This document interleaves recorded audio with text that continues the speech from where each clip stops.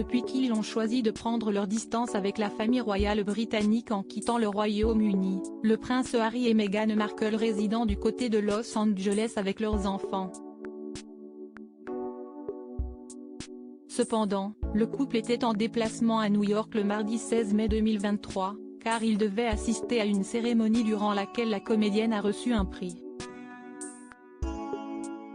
Une fois cet événement arrivé à son terme, le prince Harry et Meghan Markle ont grimpé dans un taxi. Par la suite, une course-poursuite aurait eu lieu dans les rues de New York entre ce fameux taxi et des paparazzis. Cette situation rappelle malheureusement la décès brutal de la mère du prince Harry, Lady Diana. Le 31 août 1997, sa voiture s'était encastrée dans l'un des piliers du pont de l'Alma à Paris. Quelques jours après cet événement, le chauffeur du taxi des Sussex est sorti du silence au micro de la BBC. J'étais sur la 67e rue et la sécurité m'a ailé. Et je me suis retrouvé avec le prince Harry et sa femme dans mon taxi. On a été bloqué par un camion poubelle et les paparazzis ont pris des photos. Harry et Meghan avaient l'air nerveux, je crois qu'il avait été suivi toute la journée, mais le garde du corps gérait. Les paparazzis nous suivaient derrière, mais si est tout. Ils ont gardé leur distance, a-t-il révélé. De son côté, la police de New York a également réagi. Le NYPD a assuré la sécurité privée et la protection du duc et de la duchesse de Sussex.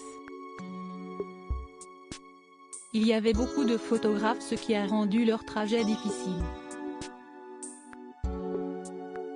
Le duc et la duchesse de Sussex sont arrivés à leur destination et il n'y a eu aucune collision, verbalisation, blessure ou arrestation rapportée à ce sujet, a souligné un porte-parole dans un communiqué.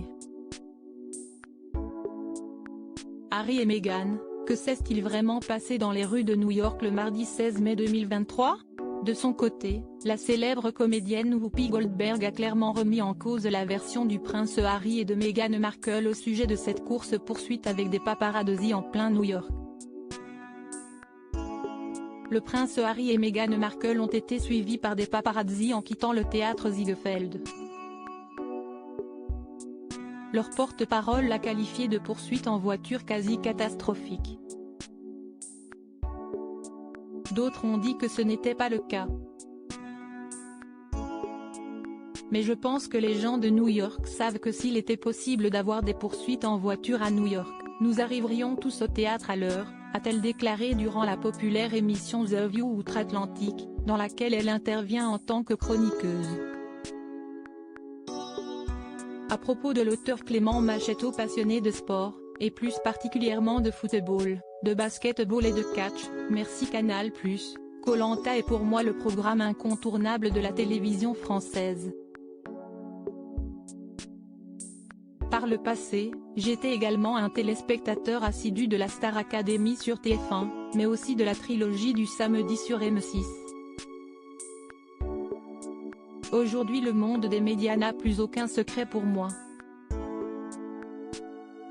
Ou presque. Ces derniers articles. Victor Wembanyama, le prodige du basket français va-t-il encore grandir? Elisabeth II, ce conseil inestimable donné à Sarah Ferguson avant sa mort. Maïtena Biraben millionnaire, ce qu'elle compte faire du jackpot qu'elle va toucher.